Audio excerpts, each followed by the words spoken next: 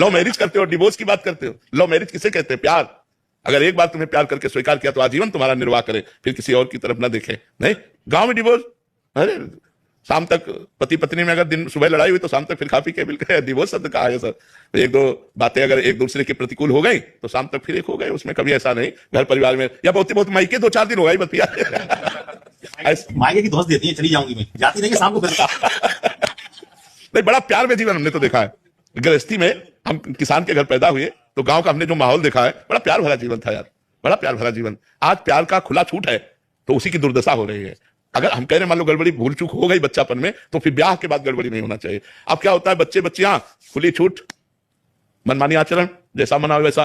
तो ब्याह में बंधन में बंधने के बाद भी खुली छूट, वो उधर वो उधर उधर, तो सब गृहस्थी। थोड़ी सी प्रतिकूलता मिलने पे फिर उसकी याद आएगी, फिर वहीं जाएंगे। हाँ, वो सब बड़ी मर्जी प्रश्न आते रहते हैं बहुत सारे। हाँ, अब ये ऐसी समस्या है कि बिना धर्म का आश्रय लिए समस्या का समाधान नहीं हो सकता। हमारे शास्त्र जो भरे पड़े हैं, देखो कितना प्यार भरा जी। अरे भाई, अपने पति की आराधना करके भगवान को 6-6 महीने के बालक बना दिया अनुसुईया जी ने। जब परीक्षा लेने गए ब्रह्मा विष्णु महेश, तो 6-6 महीने का बालक बना दिया अनुसुईया जी ने। जल लिया हाथ में, कहा मन वचन कर्म से अपने पति को भगवान मानती हूं, तो मेरे पातिव्रत धर्म से प्रभावित होकर तुम तीनों भगवान 6-6 महीना हो गए। वो हमारा भारत देश है जहां अपने पति के बल से भगवान को 6-6 महीने का बालक बना दिए।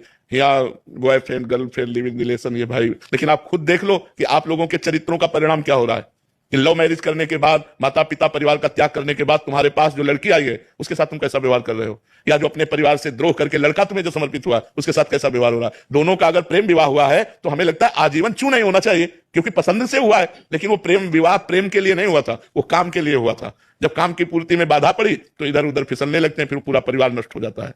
तो हमें लगता है हमें धर्म से चलना चाहिए। जी, पहले क्या करना चाहिए कि अब अगर कुछ नहीं ऐसा हुआ तब क्या जिम्मेदारी है? यहाँ हो गया है प्रेम विवाह, फिर क्या जिम्मेदारी है?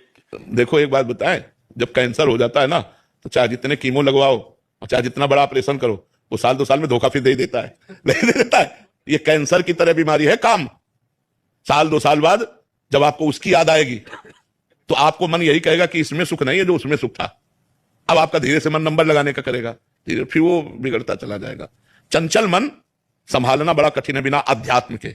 अवसर आने पर दोनों फिसल जाओगे। इसलिए हमें लगता है कि हमारे धर्म से चलना ही ठीक है।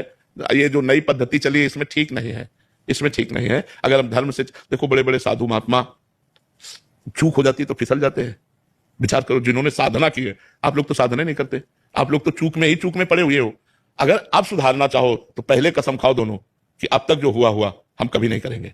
अगर ये कसम खा के ब्याह हो, आज से हम दोनों के दोनों हैं, कभी हम किसी को स्वीकार नहीं करें, बहुत बढ़िया यार जीवन चल जाए।